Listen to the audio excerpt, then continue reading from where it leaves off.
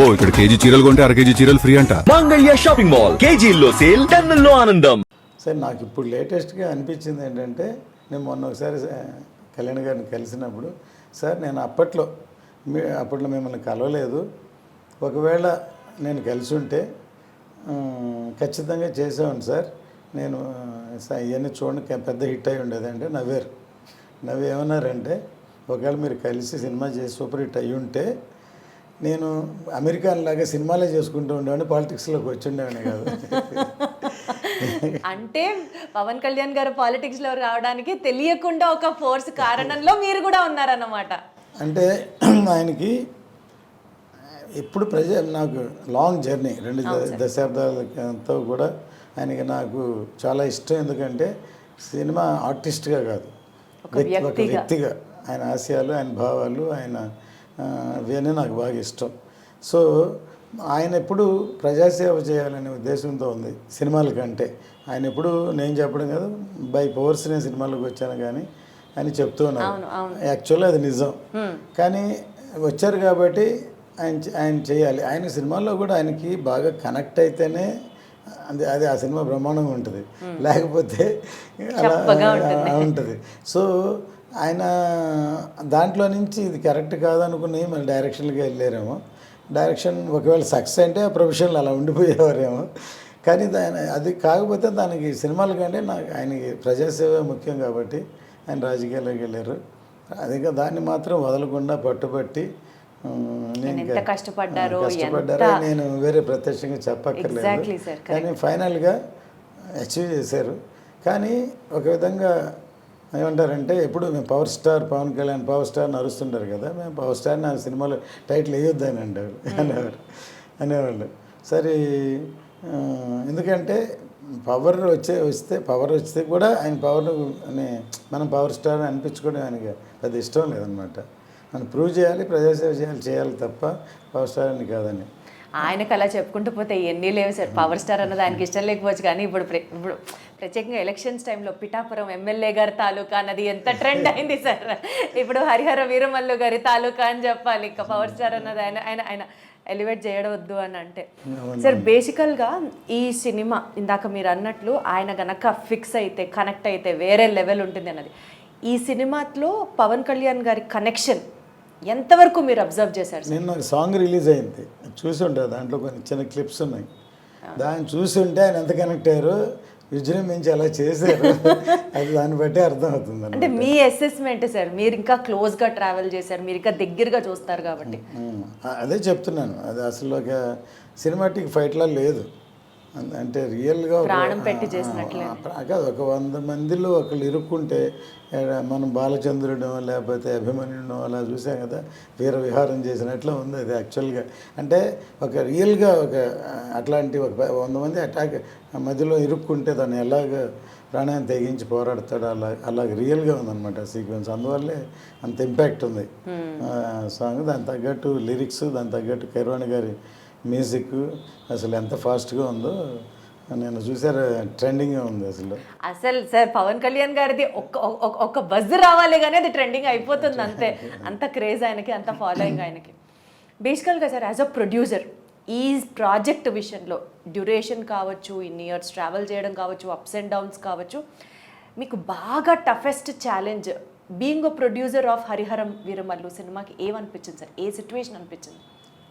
ఇంత long journey అందరికీ తెలిసిందే. ఎందుకంటే మధ్యలో కరోనా వచ్చినప్పుడు అందరం అసలు ఇక్కడ లేవు, కనెక్షనే లేదు ఎక్కడ. మళ్ళీ సెకండ్ కరోనా అప్పుడు కళ్యాణ్ గారు కూడా కరోనా వచ్చింది, ఆయన బాగా ఫేస్ చేశారు.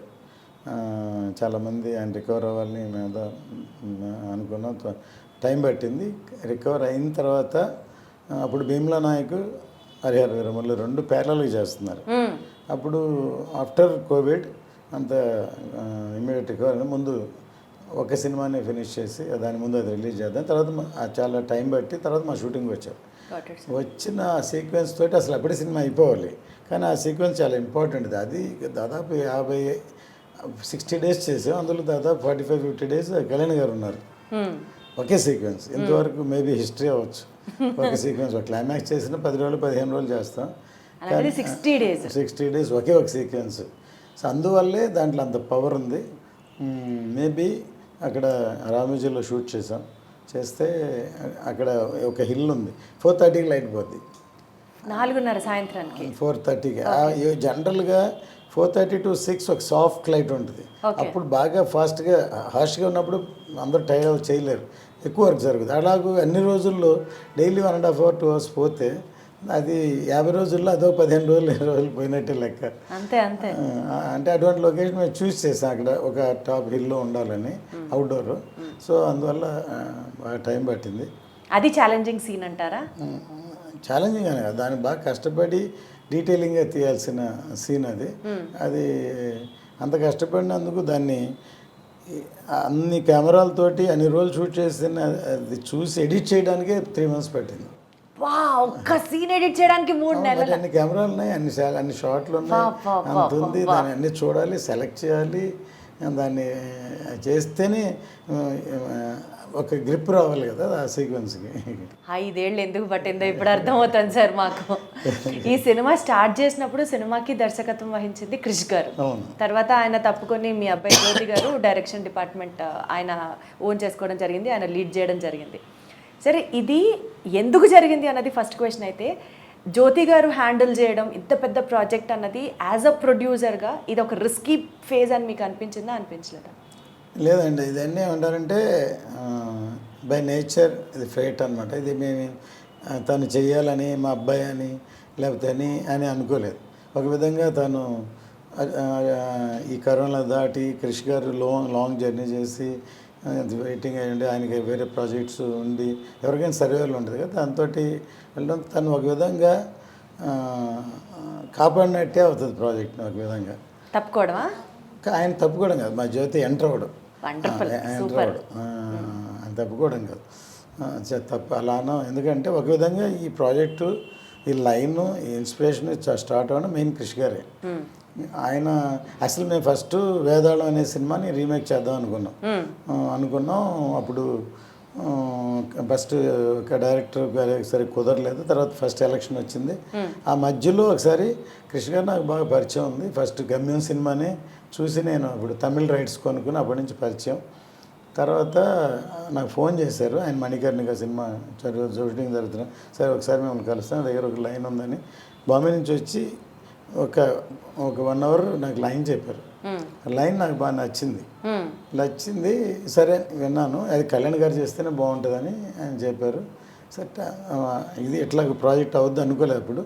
తర్వాత ఆయన ఎలక్షన్ అయిపోయిన తర్వాత ఏం చేద్దాం అని అడిగితే, ఇంకొక ప్రొడ్యూసర్ ఎవరైనా సరే ఇలాంటి సబ్జెక్ట్ కావాలని కోరుకోరు, చెప్పరు.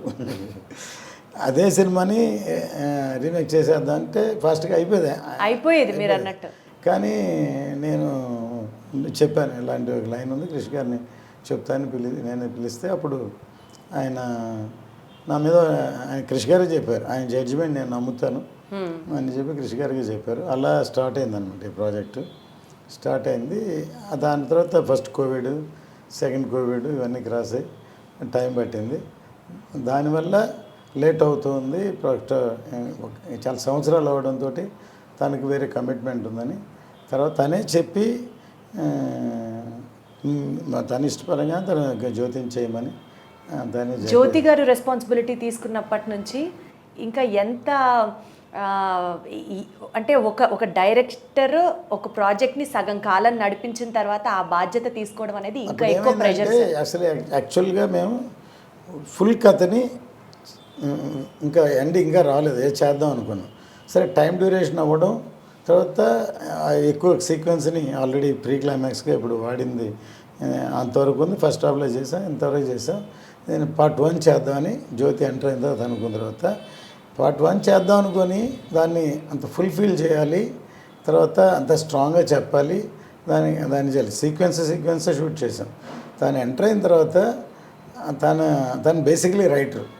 తను చదువుకునేటప్పుడే +2 చదువుతున్నప్పుడే స్నేహం కోసం స్క్రిప్ట్ ఇచ్చాడు తనకి. అప్పుడు ఆ స్క్రిప్టే చూస్తే ఒక ఫ్రెండ్షిప్ గురించి సబ్జెక్ట్ స్నేహం కోసం. అది ఒక ఎల్డర్లీ పీపుల్, మెచ్యూర్డ్ పీపుల్ రాసేది. నేను ఆ కథ ఫస్ట్ నాకు చెప్పలేదు, తను అసలు అప్పుడే మేబీ అక్కడి నుంచి స్టార్ట్ అయింది. మేము ఒక డిస్కషన్లో ఉంటే కేఎస్ రవికుమార్ గారు డైరెక్టర్, దానికి డిస్కషన్లో ఉంటే నేను ఎందుకు మా అబ్బాయి కూడా ఇప్పుడెప్పుడు స్కూల్లో చదువుతున్నాడు, ఏదో ప్లే రాసి అందరు చేస్తూ మేమని పిలవండి డిస్కషన్ అంటే డిస్కషన్ పిలిస్తే మేము డిస్కషన్ ఇది మేము చేసేదే తనకి నచ్చలేదు. 1 డేలో ఆ కథ అనుకొని డైరెక్టర్ నెక్స్ట్ వస్తే మేము లేము డైరెక్టర్కి చెప్పాడు. ఆయన ఆశ్చర్యపోయి సరే మీ డాడీకి చెప్పావా అన్నారు. చెప్పలేదు సార్ అని చెప్పాడు. సరే నేను రాగానే నాకు చెప్పారు మీ అబ్బాయి ఒక కథ చెప్పాడు, నాకు నచ్చింది, మీరు కూడా ఒకసారి వినండి అని. పొద్దున్నే 5 గంటలకు లేపేశాను నన్ను. డాడీ అప్పుడు చాలా యంగ్ అనమాట, ఈ కథ వినండి అని అంటే నేను షాక్ అయిపోయాను ఫస్ట్. ఎందుకంటే ఒక చిన్న కుర్రాడు +2 చదువుతున్నాడు, లవ్ స్టోరీ లేకపోతే యూత్ స్టోరీ చెప్తారు కానీ అంత మెచ్యూర్డ్ నీకు ఎలా వచ్చింది ఐడియా అని అడిగాను. తను చెప్పిన ఎగ్జాంపుల్ ఇంకా షాక్ అయిపోయాను. ఒక తెనాలి రామకృష్ణ, కృష్ణదేవరాయ ఇద్దరు ఫ్రెండ్స్ డాడీ, వాళ్ళిద్దరిని విడగొట్టడానికి ఒక స్త్రీని ప్రవేశించారు. అది షాక్ అయిపోయాను. సరే ఓకే, దానికి ఒక ఫ్లాష్ బ్యాక్ క్రియేట్ చేసి ఇది ఎలా చేశాను. ఇన్స్పిరేషన్ నాకు డైరెక్టర్ శంకర్ గారు, ఆయన కథని దాచి జెంటిల్మెన్లో మొత్తం కథ చెప్పి తర్వాత ఫ్లాష్ బ్యాక్ ఏంటని చెప్పారు. అది చెప్పాను, షాక్ అయిపోయి నవ్వి నేను డైరెక్టర్తో నచ్చిందని చెప్పాను. ఫస్ట్ దాంట్లో మెయిన్ శరత్ కుమార్, శివాజీ గణేషన్ గారు అని డిసైడ్ అయ్యి ఆయనకి అడ్వాన్స్ కూడా ఇచ్చాం. ఆ తర్వాత అది జరగలేదు, ప్రాజెక్టే డ్రాప్ చేద్దాం అనుకున్నా. తర్వాత కేసరావు కుమార్, విజయ్ కుమార్తో చేద్దామని అలాగే మొదలై తమిళలో చేసాం. ఇది ఎంత ఎందుకు చెప్తున్నా అంటే తను ఇంతవరకు చేసిన అవకాశాలు 1-2 లవ్ స్టోరీలు చేశారు. ఇంత పెద్ద హీరోతోటి ఇటువంటి మెచ్యూర్డ్ సబ్జెక్టు తనకి దొరకడం ఒక అవకాశం, లేకపోతే దాన్ని ప్రూవ్ చేసుకోపోతున్నాడు అని చెప్పచ్చు.